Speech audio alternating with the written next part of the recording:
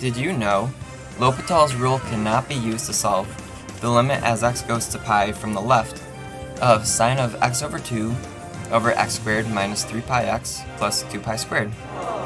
However, it can be used to solve the limit as x approaches 2 pi from the left of that fraction. But how can we tell? With this simple trick, you'll never have to ask again.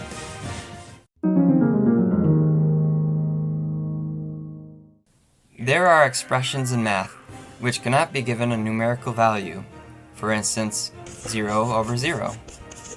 This is the case because if 0 over 0 were a number, it would have to be equal to the limit as x goes to 0 of 4x over x, which is the number 4.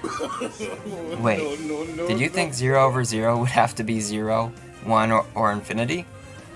This is precisely why 0 over 0 is called an indeterminate form, because we cannot place a numerical value on 0 over 0 without causing a catastrophic conundrum. There are 7 indeterminate forms you may run into.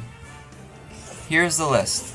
I'll leave it up for the remainder of the video, but our main focus will be on the fraction forms. What we want to do now is view these indeterminate forms as roadblocks. Here's why. If you are trying to drive home from college, you will surely try to take the simplest, most direct route possible.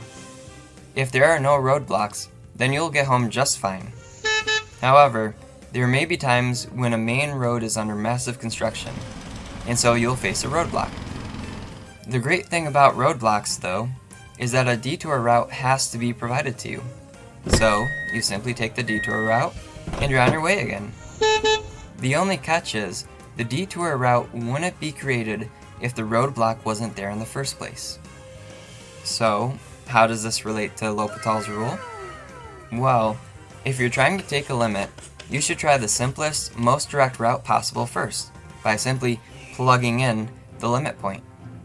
If you don't stumble upon an indeterminate form, then you will be able to solve the limit just fine. However, there may be times when this approach doesn't work, and so you will face an indeterminate form. The great thing about indeterminate forms, though, is that a detour approach of L'Hopital's rule has to be provided to you. So, you simply use L'Hopital's rule, and you're on your way again. The only catch is, the detour method of L'Hopital's rule wouldn't be applicable if the indeterminate form wasn't there in the first place. Now, let's see this trick in action. When looking at the limit as x goes to pi from the left of sine of x over 2 over x squared minus 3 pi x plus 2 pi squared, we first try the most direct route of plugging in x's pi. From the left, we find that this approaches 1 over a positive 0, and so the limit is infinity.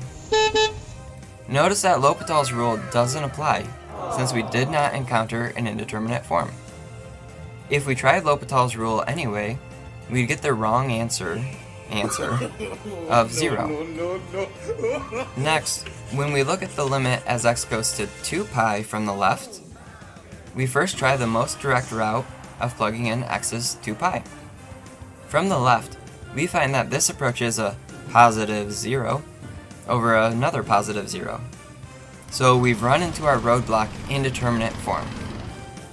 So, the detour route of L'Hopital's rule opens up, and we simply take the derivatives of the top and bottom of the fraction separately to calculate the limit as x goes to 2 pi from the left as, well, minus 1 over 2 pi. And that's it. Thank you for checking out this week's video. If you found it helpful, smash like to let me know.